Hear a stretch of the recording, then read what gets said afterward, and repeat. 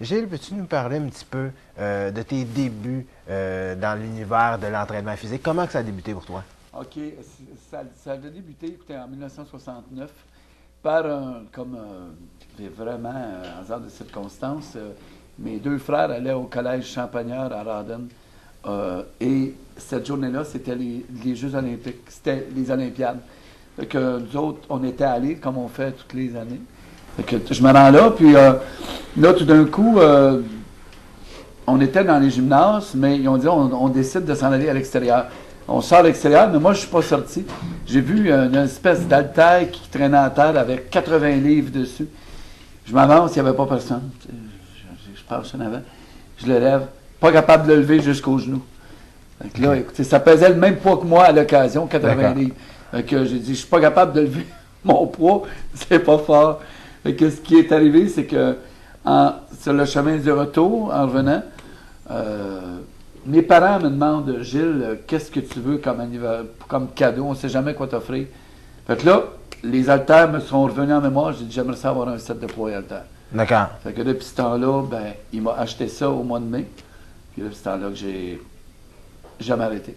Et puis, c'est quand que vous avez décidé de faire ça plus sérieusement? Parce qu'il y a beaucoup de gens qui vont s'entraîner dans les gymnases 3-4 fois semaine, mais vous, c'est au niveau compétitif. C'est quand que vous vous êtes dit, hey, j'ai peut-être le potentiel d'en faire un métier.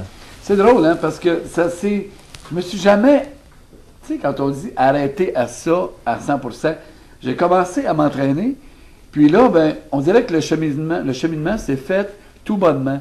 Sans nécessairement avoir dit, j'aimerais ça faire des concours.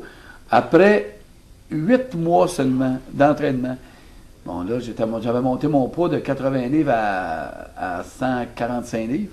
Il y avait une compétition locale. Déjà, ça faisait pas un an que je m'entraînais. J'ai décidé de la faire. Puis, je suis arrivé 3e. Fait que, à partir de là, c'est comme si tout a déboulé. Le restant après ça, mais ça a commencé les concours régionaux l'année d'après. Puis le provincial 2 ans après. Mais c'est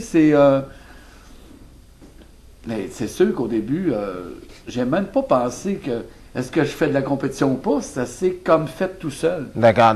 Vous continuez, vous poussez vos limites au maximum, puis par la suite. Ce qui m'a aidé beaucoup, c'est j'allais voir, il y en a qui se souviennent de ça, à Berthier peut-être, l'ancien théâtre Métro est aujourd'hui un magasin de tapis.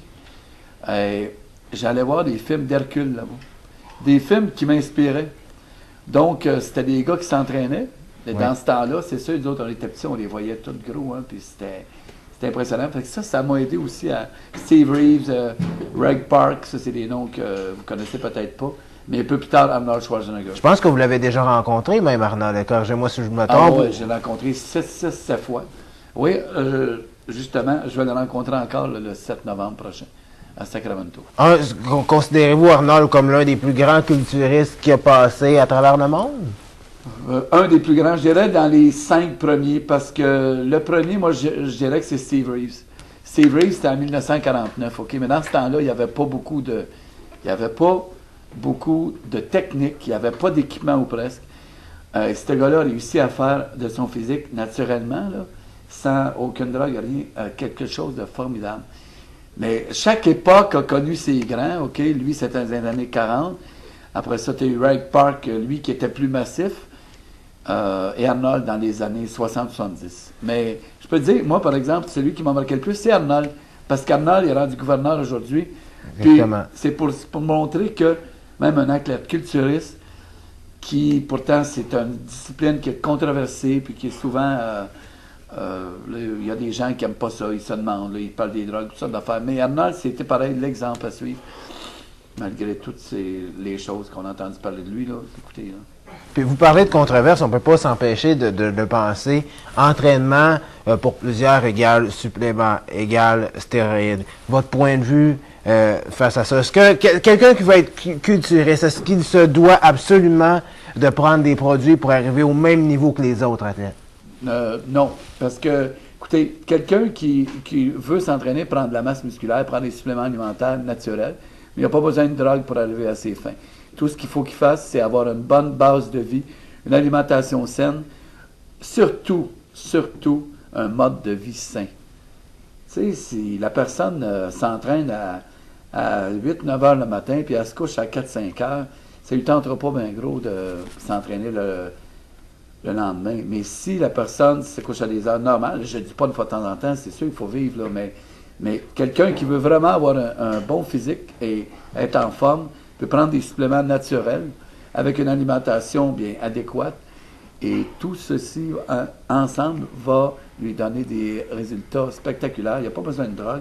Écoutez, il y a tellement de monde qui ont de la misère avec ça. Vous parlez de suppléments naturels. Est-ce qu'on parle de créatine? Pour vous, créatine, c'est un mot qui fait peur à plusieurs personnes. Est-ce que pour vous, c'est un supplément qui est considéré naturel? C'est sûr. C'est tout naturel. Ils en vendent dans toutes les pharmacies. Voyons donc. Écoutez, c'est naturel. Là, le monde, c'est parce qu'ils sont... Il y a beaucoup de gens qui ne savent pas, qui ne comprennent pas ça, puis ils vont entendre des choses, puis ils vont répéter ça. Mais ça, c'est des fausses choses. La créatine, c'est naturel. Il y en a dans la viande. Par contre, il y en a beaucoup dans la viande, mais moi, c'est pas un supplément quand même que je prends souvent, parce que c'est quand même assez toxique pour le foie si on en prend beaucoup. Donc, j'y vais avec la glutamine, là, comme que vous avez vu que j'ai mis dans ma préparation de milkshake avec de la protéine de petit lait. C'est ces deux suppléments-là et des multivitamines. Mais on va revenir, la base, c'est l'alimentation. D'accord.